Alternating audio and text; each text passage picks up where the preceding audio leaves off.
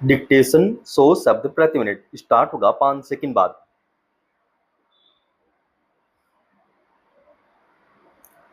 Start. जैसे ही कोई हादसा होता है, धड़ाधड़ सूचनाएं आने लगती हैं कि किसी कैसे नियमों के अनुपालन में कोताही बरती गई और सुरक्षा संबंधी दिशा निर्देशों की अनदेखी की गई। भवन निर्माण की मंजूरी, सुरक्षा मानकों के अनुपालन, निरीक्षण तंत्र, अग्नि सुरक्षा मंजूरी और विभिन्न विभागों की लापरवाही को लेकर असंख्य तथ्य सामने आने लगते हैं। लखनऊ के अलीगंज हादसे को लेकर भी खबरें आ रही हैं। नियमों के अनुपालन में सख्ती के दावे अधिकारी कर रहे हैं। कई स्तर पर कार्रवाई की सूचनाएं प्रशासन जारी कर रहा है। अहम सवाल है कि अगर खामियों के बारे में पहले से सब कुछ पता रहता है, तो किसी मजबूरी में प्रशासन ने इस मामले में अब तक आंखें बंद कर रखी थी। ऐसे हादसों में नियमों के उल्लंघन को लेकर सवाल उठते हैं। कुछ दिनों तक जांच चलती है और खामोशी छा जाती है। जांच में ऐसी कोताही अस्वीकार्य होनी चाहिए। दरअसल इस तरह के हादसे मौजूदा दौर में सेवा क्षेत्र के इर्द गिर्द फलती फूलती शिक्षा, अर्थव्यवस्था, अनियोजित शहरी विस्तार और नियमन की विफलताओं को प्रतिबंधित करते हैं। कम पूंजी निवेश में मोटे मुनाफे के लालच में नियमों को ताक पर रखा जा रहा है।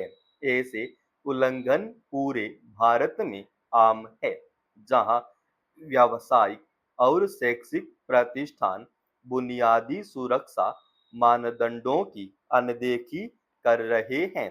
लखनऊ विकास प्राधिकरण के जो तथ्य सामने आए हैं, उनसे पता चलता है कि लगभग एक दशक पहले कथित अनधिकृत निर्माण के आरोप में अलीगंज की संपत्ति को गिराने की कार्रवाई शुरू की गई थी। इसे एलडीए आवास योजना के तहत आवंटित किया गया और बाद में बेचा गया था। इसे 2014 में आवासीय संरचना के रूप में मंजूरी दी गई थी। एलडीए ने अवैध निर्माण का पता चलने पर मई 2016 में गिराने का आदेश जारी किया, लेकिन 2 महीने के भीतर ही आदेश वापस ले लिया। इन सवालों के जवाब सामने नहीं आए हैं कि विध्वंस के आदेश पर अमल क्यों नहीं हुआ, इसे वापस क्यों लिया गया। लखनऊ जैसे हादसे एक चिंताजनक परिपाटी का संकेत दे रहे हैं। अधिकांश योजनाओं और भवन उपनियमों में मिश्रित उपयोग वाले निर्माण की अनुमति दी जाती है, बशर्ते ऐसी इमारतें अग्नि सुरक्षा नियमों का पालन करती हों। लखनऊ के हादसे से स्पष्ट है कि दशकों तक गैरकानूनी तरीके से आवासीय इमारत में कोचिंग संस्थान और अन्य व्यावसायिक गतिविधियां चलती रहीं और प्रशासन सोता रहा। आए दिन होने वाले अग्निकांड से कोई सबक नहीं सीखा गया। प्रत्येक आपदा से मिलने वाले सबक सीमित रह जाते हैं। घटना के तुरंत बाद इमारत को सील करने और नोटिस देने का जो सिलसिला शुरू होता है, वह महज एक नियमित प्रक्रिया है। जांच की कवायद कुछ दिनों बाद ठंडे बस्ते में चली जाती है।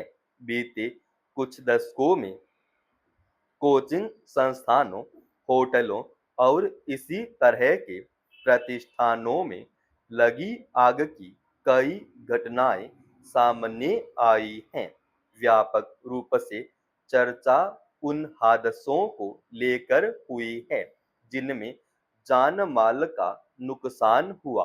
हादसे छोटे हों या बड़े, किसी भी मामले में अगर कोताही न बरती जाए, नियमों को लेकर सख्ती की जाए तो काफी हद तक ऐसे हादसों को टाला जा सकता है। जरूरत गंभीरता से कार्रवाई करने की है।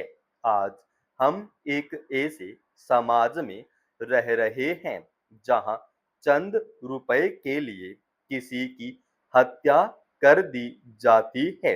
यह कानून व्यवस्था का मसला जरूर है, लेकिन इसके समाजशास्त्रीय पक्ष को लगातार अनदेखा किया गया है। चिंता की बात है कि बच्चों का स्वभाव भी अब उग्र होता जा रहा है। मामूली बातों पर आपा खो देना सामान्य बात हो गई है। दिल्ली में एक बार फिर कुछ महज रुपए के लिए एक व्यक्ति की हत्या समाज की मनोदशा की शाही तस्वीर सामने रखती है। खबरों के मुताबिक पिछले दिनों राजधानी के तिलक नगर इलाके में मात्र 150 रुपए के विवाद में 3 नाबालिगों ने चाकू से ताबड़तोड़ वार कर एक व्यक्ति की हत्या कर दी। नाबालिगों में इस तरह बढ़ रहे दुस्साहस की वजह जानने की आवश्यकता है।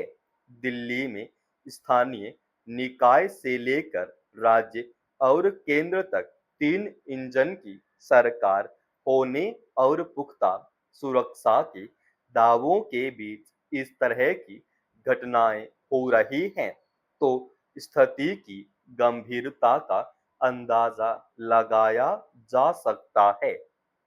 अगर यहाँ पढ़ने लिखने की उम्र में बच्चे हथियार लेकर चल रहे हैं, यह कानून व्यवस्था संभालने वालों की भी लापरवाही है।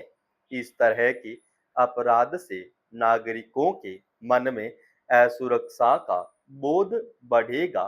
वैसे भी आत्मकेंद्रित हो रहे समाज में अब कोई किसी को बचाने के लिए आगे नहीं आता। हालांकि तिलक नगर में हुई हत्या के मामले में आरोपी 3 किशोरों को दिल्ली पुलिस ने कुछ ही घंटे में पकड़ लिया, लेकिन सवाल है कि नाबालिगों के हाथों में चाकू जैसे घातक हथियार कैसे पहुंच रहे हैं। गौरतलब है कि दिल्ली में पहले भी इसी तरह महज 400 रुपए के लेन देन के विवाद में एक युवक की हत्या कर दी गई थी। ताजा मामले में बताया गया कि पीड़ित ने जबरन एक किशोर से 150 रुपए लिए थे, जिसे वह वापस नहीं कर रहा था। इस तरह की घटनाओं से स्पष्ट है कि हम किशोरों को सामाजिक मूल्यों का पाठ नहीं पढ़ा पाए हैं। नाबालिगों में हिंसक प्रवृत्ति का बढ़ना पूरे समाज के लिए चेतावनी है। इसे रोकने के लिए कई स्तरों पर कदम उठाने की जरूरत है। समाप्त। दोस्तों, रोजाना ऐसे ही एडवांस डिक्टेशन के लिए चैनल को आप अभी सब्सक्राइब कीजिएगा और आज के इस डिक्टेशन का पीडीएफ फाइल हमने हमारे Telegram channel study with HP Swami पर डाल दिया है, जिसका लिंक इसी वीडियो के डिस्क्रिप्शन में डाल रखा है।